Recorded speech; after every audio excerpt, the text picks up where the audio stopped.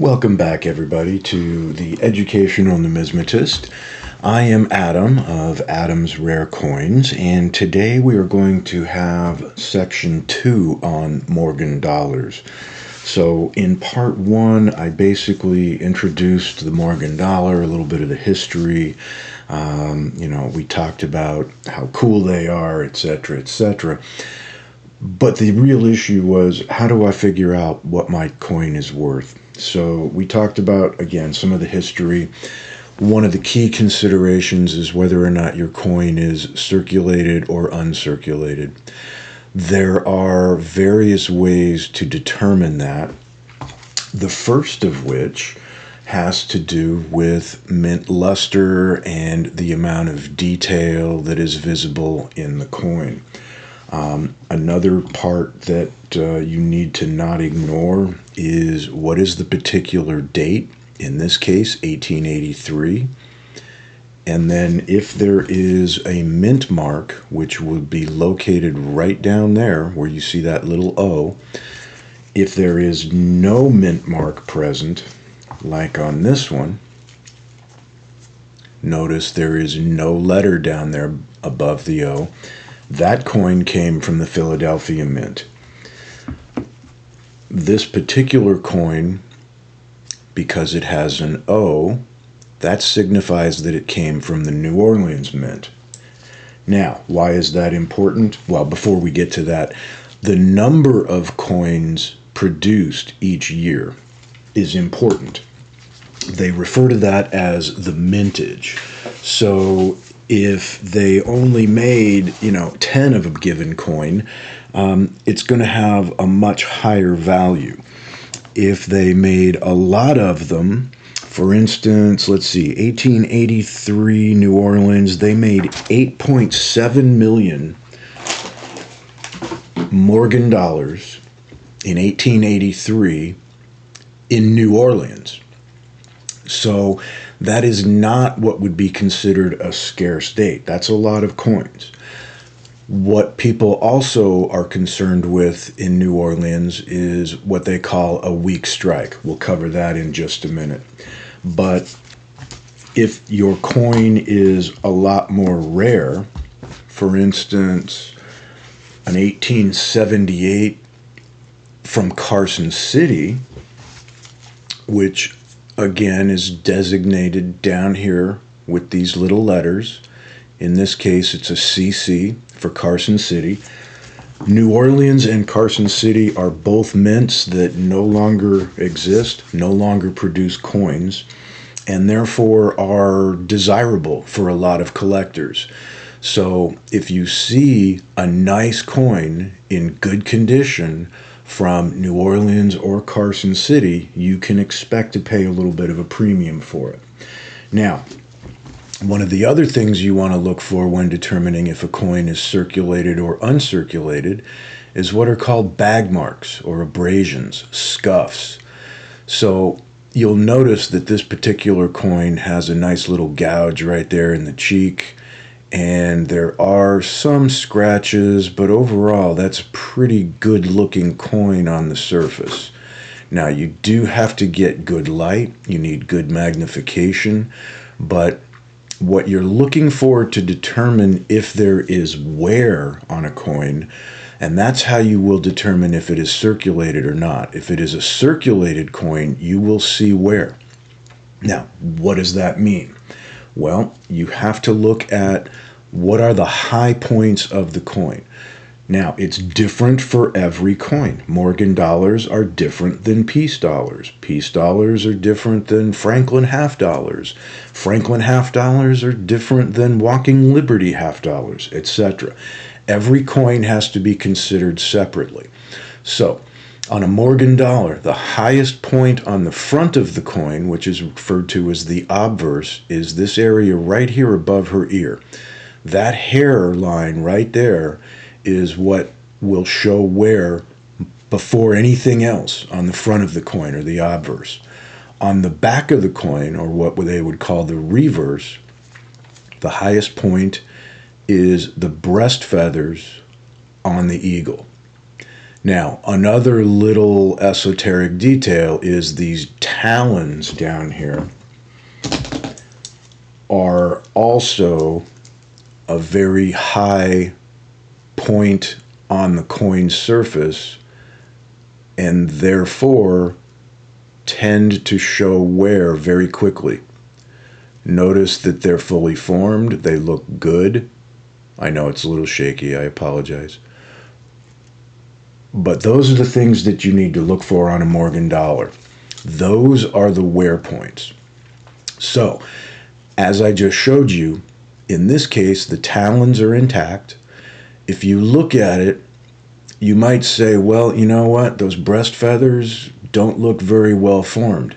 And you're right. And when you look at the obverse and you look at where I pointed out the hairline, you notice that kind of looks a little flat. It doesn't really look fully formed. All right, well, that is something that when you are looking at a coin, again, from New Orleans with an O mint mark, on a Morgan dollar, they are notorious for what are referred to as weak strikes. And what does that mean? Well, a weak strike is a coin just like this that did not have sufficient pressure when the two halves of the press came together to fully form the coin and press the metal into the recesses of the die that has the image. So because of that, you are not able to see the detail the way you should. All right? Now, that does not mean that that is wear. That does not mean that that is not an uncirculated coin. In this case, again, the eagle's breast feathers are not really as distinct as you would like to see, or as I will show you on a couple of other coins. That's important, again, because in New Orleans, you have to look out for that. Now, I can demonstrate, because here is a coin that was graded mint state 62 by CAC from New Orleans, okay? Again, you've got that O mint mark down there. And if you notice, kind of the same thing. The eagle's breast feathers are not really as fully formed as you would expect. And guess what? You've got similar kind of flattening right there above the ear on the hairline. So that one made a 62. Now, I showed you this one. Here is another coin from New Orleans. Same year, 1883. Also New Orleans. Now, what do you notice? Well, when you look at the hairline, you notice this one is much better formed. There is more detail. It doesn't look as flattened out as on the other coin. So when you compare the two, the coin on the left and the coin on the right, you can tell same year, same mint, produced in the same place. One of them has a very weak strike. One of them has a much better strike. And it translates to the reverse as well. Because if you look at it, the coin on the left has kind of soft breast feathers, where the one on the right, they're a little better formed. So what does that mean? Well, it means that in my estimation, the coin on the right would probably get a better grade than the one on the left, but that doesn't mean that either one is not uncirculated. Okay? So here's a couple more New Orleans strikes just to kind of illustrate. That's what a good New Orleans strike looks like right there. That's pretty good breast feathers on a New Orleans strike.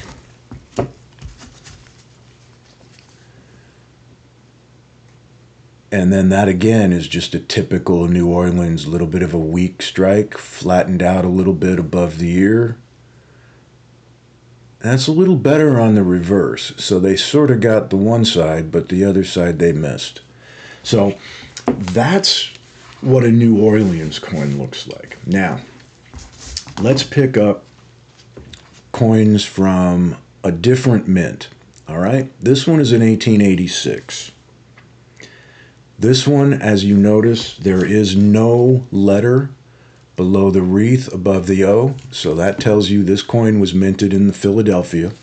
For some reason, Philadelphia Mint never generally used a mint mark. There are a couple of exceptions, but just about without exception, if you see a coin that has no mint mark, that is a Philadelphia coin.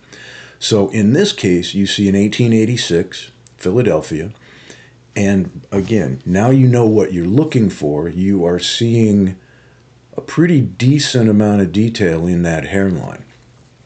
When you turn it over, you're seeing a relatively good amount of detail. Not a lot, not as much as I would like to see. So in my estimation, that would be a lower level mint state, maybe a 60, 61, something along those along those lines. All right, then we pick up an 1881.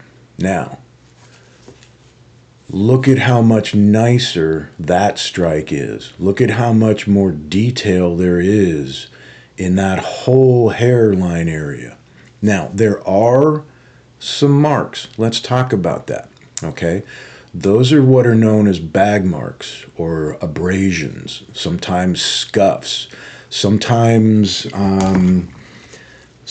you'll get a coin like this that has pretty deep impacts, and I'm not sure where that came from, but that kind of looks like it got hit by the rim of another coin, because these all have that reeded edge, and when these coins were coming out of the press and landing on each other with some substance, it was not at all uncommon for things like that to happen. So it looks like this one got hit coming out of the press.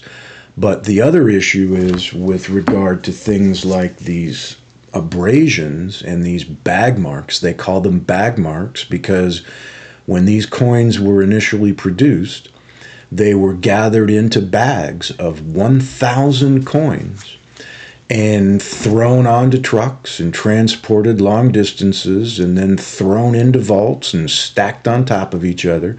And as you can imagine, when you've got 1,000 substantial coins all tightly packed in a bag being bounced around and thrown about, they're bound to mark each other up. So the fact that this coin has marks like that, again, those are not wear marks. The grading services do not penalize for that. They understand that. Now, if they're very significant and they detract from the eye appeal, then they will grade lower for it. But again, that is not a sign of wear, and that is not a coin that they would grade lower than mint state.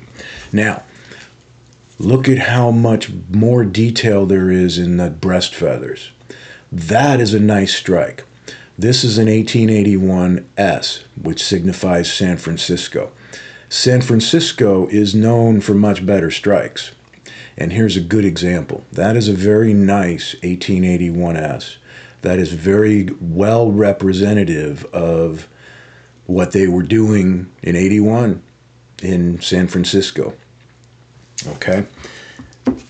And another example, this was the first year of the Morgan dollar, 1878. And again, notice there's some pretty nice hairline detail in that coin. And that is a San Francisco as well. Again, down here you see a little S. Sometimes those are hard to see. Some years the S is a lot bigger. In this case, it's a little bit smaller. But again, what you're looking at are the talons and the breast feathers. And then you're looking at the hairline on the obverse. So those are three very nice examples of what a strong strike or a good strike would look like. Now, I did show this coin a minute ago, And I'm coming back to it because, again, here you've got a 1900, and this is a Philadelphia because there is no letter down there. But it's got a little bit of a weaker strike, better than a New Orleans, but a little bit weaker, and it does have some surface damage. Then you've got this one, which is, again, a 1900, same mint, Philadelphia. And again, notice how much better the detail is on the breast feathers. Notice how much better the detail is on the hairline. And notice that you don't have those big bag marks. You do have some marks. The other area I forgot to mention that you want to look at is the cheek.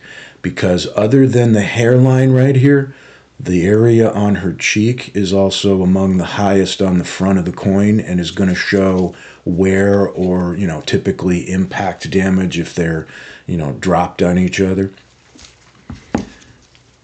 And then yet another 1900 O that if you look at it just on its surface, yeah, looking at the hairline, that looks nice. Again, Philadelphia, no mint mark. Eagle's breast, that looks like a very nicely well-formed coin. But do you notice something a little bit different from the way the coin on the left looks than the way the coin on the right looks? There's just something off about it. It doesn't quite have the same level of mint luster. Personally, I am suspect that this coin has been cleaned or somehow, somebody did something to try to make it better, which is unfortunate because, as you can see, of the three 1900 Philadelphias I showed you, this is probably the nicest one.